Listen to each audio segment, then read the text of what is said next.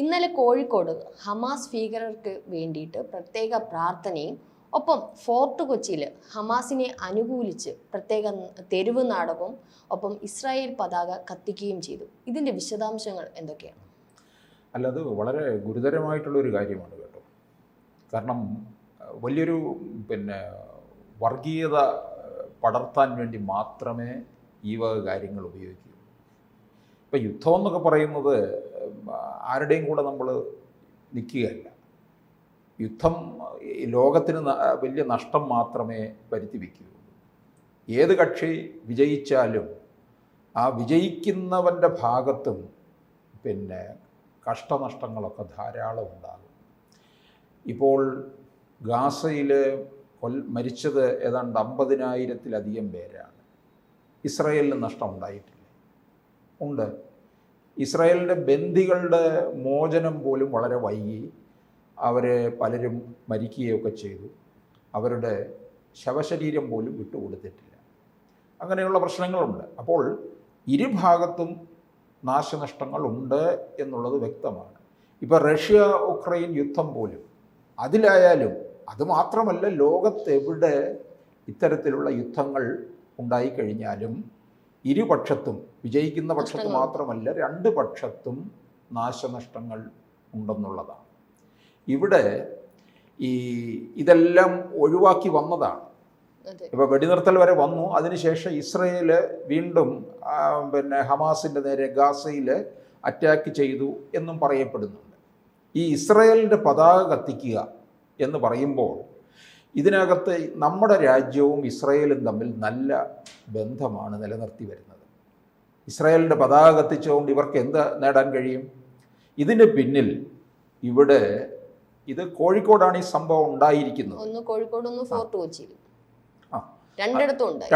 കടലോര പ്രദേശത്താണ് ഇത് ഉണ്ടായിരിക്കുന്നത്. അവരവിടെ ഗാസ സ്ട്രീറ്റ് എന്ന് പോലും പേര് കൊടുത്തിരിക്കുകയാണ്. ഗാസയോടൊക്കെ അവിടെ മരിച്ചു വീണവരോട് ആദരവ് പ്രകടിപ്പിച്ചോട്ടെ, അല്ലെങ്കിൽ ഗാസയോട് അനുകൂലമായിക്കൊള്ളട്ടെ. പക്ഷെ ഇവിടെ അതിൻ്റെ പേരിൽ ഒരു വർഗീയത സൃഷ്ടിക്കാൻ പാടില്ല എന്നുള്ളതാണ്. ഇന്നലെ കോഴിക്കോട് നടന്ന പ്രസംഗത്തിൽ തന്നെ ഈ ഗാസയിലെ യുദ്ധത്തിൽ മരിച്ചവരെ പോരാളികളായും രക്തസാക്ഷികളായും, അതായത് നമ്മുടെ ഭാരതത്തിൽ സ്വാതന്ത്ര്യ സമര സേനാനികൾ അതിന് തുല്യമായിട്ടാണ് ഇവർ വിവരിച്ചിരിക്കുന്നത്, ഈ ഒരു പ്രസംഗത്തിൽ വിവരിച്ചിരിക്കുന്നത്. അപ്പം എനിക്ക് ചോദിക്കാനുള്ളത്, നമ്മുടെ കേരളത്തിൽ ഒരു വർഗീയ വിഷം തന്നെയല്ലേ തുപ്പുന്നത്? ഇപ്പം Jamaat-e Islami, Popular Front, SDPI, Welfare Party, ഇവരൊക്കെ ഇത്തരത്തിൽ ഈ വർഗീയ വിഷം ചീറ്റിക്കൊണ്ടിരിക്കുന്നവരാണ്. അങ്ങനെ കേരളത്തെ കൂടുതൽ മലീമസപ്പെടുത്തിക്കൊണ്ടിരിക്കുകയാണ്. ഇത് ഉണ്ടാക്കാൻ പോകുന്ന അപകടമെന്ന് പറയുന്നത് ചില്ലറയല്ല. നമ്മൾ പല കാര്യങ്ങൾ അതിനിടയ്ക്ക് മുമ്പ് ചർച്ച ചെയ്തിട്ടുള്ളതാണ്. ലവ് ജിഹാദ്, ഇത്തരത്തിലുള്ള കാര്യങ്ങളൊക്കെ തന്നെ ഇവരുടെ ലക്ഷ്യം എന്ന് പറയുന്നത് 2047 ഇന്ത്യ മഹാരാജ്യം ഇസ്ലാമിക രാഷ്ട്രമാക്കുക എന്നുള്ളതാണ്. അത്തരത്തിലുള്ള നീക്കമാണ് നടത്തുന്നത്.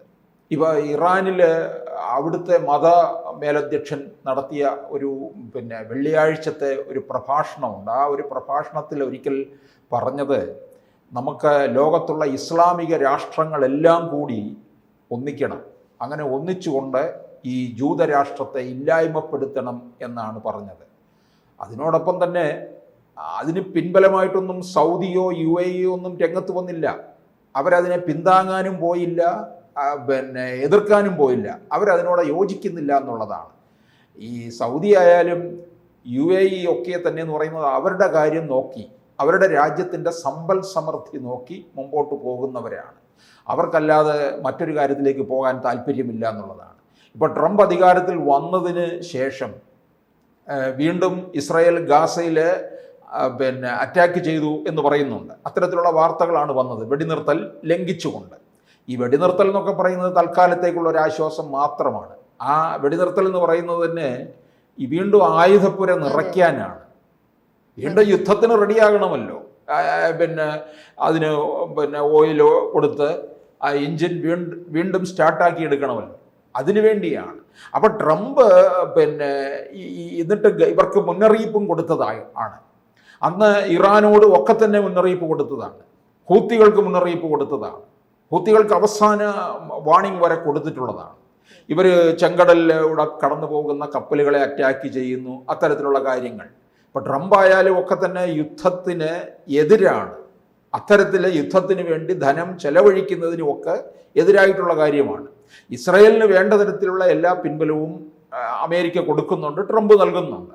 ഈ ബൈഡൻ്റെ കാലത്ത് അത് വേറൊരു തരത്തിലായിരുന്നു എന്നുള്ളതാണ്. ബൈഡൻ്റെ ഭരണം തന്നെ ഏറ്റവും വലിയ പരാജയം കൂടിയായിരുന്നു.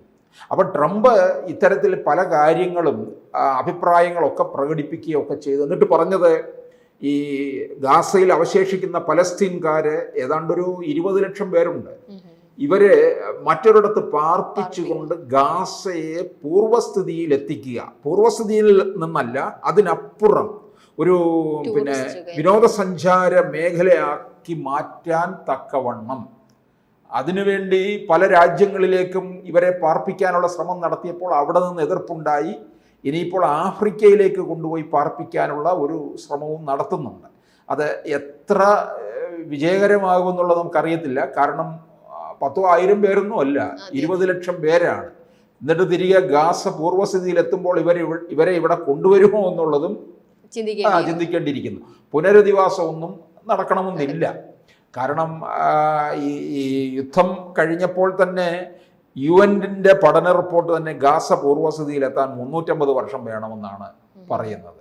അങ്ങനെയുള്ള ഒരു സാഹചര്യത്തിൽ പിന്നെ ട്രംപ് ചില കാര്യങ്ങളൊക്കെ ഇടപെട്ട് കഴിഞ്ഞാൽ ചെയ്തു തീർക്കാനും ഒക്കെ തന്നെ ഒരു നല്ല കച്ചവടക്കാരൻ്റെ മനസ്ഥിതി ഉള്ളതുകൊണ്ട് ഇതിനകത്ത് വളരെ വേഗത്തിൽ മുമ്പോട്ട് പോകുമെന്നുള്ളതാണ്. അപ്പോൾ എന്തായാലും ഇതിനെ ചൊല്ലി കേരളത്തിൽ നടത്തുന്നത് അതിനെ വേറൊരു തലത്തിലേക്ക് കൂട്ടിക്കൊണ്ടു പോകാനാണ്. ഇപ്പം നമ്മൾ പൂഞ്ഞാറിൽ പല കാര്യങ്ങൾ കണ്ടതാണ്. അതൊക്കെയാണ് PC ജോർജ് ഇതിനെ എതിർക്കുന്നത്. PC ജോർജ് ചില കാര്യങ്ങൾ തുറന്നടിച്ചു, ഉടനെ അദ്ദേഹത്തെ പിടിച്ച് എന്നെ കേസാക്കുന്നു, പിടിച്ച് ജയിലിലടയ്ക്കാനുള്ള ശ്രമം നടത്തുകയൊക്കെ ചെയ്യുന്നുണ്ട്. 2021 PC ജോർജ് തോറ്റതിൻ്റെ കാരണം അവിടുത്തെ SDPIക്കാരും ഈ പോപ്പുലർ ഫ്രണ്ട് സ്വഭാവമുള്ള മറ്റെല്ലാവരും ജമായത്തെ ഇസ്ലാമിയും ഒക്കെ കൂടെ സംഘടിച്ചത് കൊണ്ടാണ് PC ജോർജ് പരാജയപ്പെട്ടത്. ഇപ്പോൾ നോക്കിക്കേ, കഴിഞ്ഞ ദിവസം തന്നെ ഈ മമ്മൂട്ടിയുടെ പേരിൽ ശബരിമലയിലെ ഒരു വഴിപാട് മറ്റൊരു ഭക്തൻ ചെയ്തു എന്നുള്ളതിൻ്റെ പേരിൽ ഇദ്ദേഹത്തിന് അത് പ്രായച്ചിത്തം അനുഷ്ഠിക്കണമെന്നാണ് അവിടെ ആര് പറഞ്ഞിരിക്കുന്നത്, മുസ്ലിം വിഭാഗത്തിൽ അവിടുത്തെ ഒരു അബ്ദുള്ള പറഞ്ഞിരിക്കുന്നത്. അപ്പോൾ അതിൽ നിന്ന് നമ്മൾ മനസ്സിലാക്കേണ്ടത് എന്താണ്, ഇവരുടെ തീവ്ര സ്വഭാവം എത്രത്തോളം വലുതാണ് എന്നുള്ളത് നമ്മൾ അറിഞ്ഞിരിക്കണം. അത് തീവ്രം എന്നല്ല, നമ്മുടെ സമൂഹത്തെ മുഴുവൻ നശിപ്പിക്കുന്ന തരത്തിലുള്ള വർഗീയതയാണ് ഇവിടെ പടർന്ന് പിടിച്ചിരിക്കുന്നത്.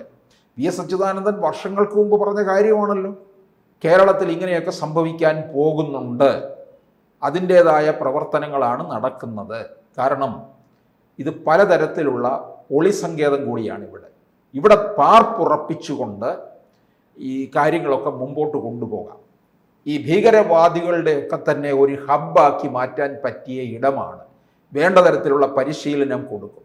ഇപ്പോൾ തന്നെ നമ്മൾ പറയുന്നുണ്ടല്ലോ SDPI, അത് പോപ്പുലർ ഫ്രണ്ടിൻ്റെ വേറൊരു രൂപമാണ്. പോപ്പുലർ ഫ്രണ്ടിൻ്റെ താഴെത്തട്ടിലുള്ളവരെല്ലാം ചേക്കേറിയിരിക്കുന്നത് SDPIയിലാണ്. SDPIക്ക് ഇപ്പോൾ പോപ്പുലർ ഫ്രണ്ടിൻ്റെ സ്വഭാവമാണെന്നും പറഞ്ഞു. അപ്പോൾ അത് അംഗീകൃത തെരഞ്ഞെടുപ്പ് പാർട്ടിയായിട്ട് നിൽക്കുന്നത് കൊണ്ട് അതിൻ്റെ മറവിൽ എന്തുമാകാം എന്നുള്ളതാണ്. അപ്പോൾ അത്തരത്തിലുള്ള ചില കാര്യങ്ങളാണ് ഈ ഹമാസ് അനുകൂലികളായിട്ടുള്ളവർ വടക്കൻ കേരളത്തിൽ നടത്തിക്കൊണ്ടിരിക്കുന്നത്. ഇതൊക്കെ പോപ്പുലർ ഫ്രണ്ടിൻ്റെ സ്വഭാവം തന്നെയാണ്. അവർ വേറൊരു തരത്തിൽ അവതരിച്ചോ എന്നാണ് സംശയിക്കേണ്ടിയിരിക്കുന്നത്.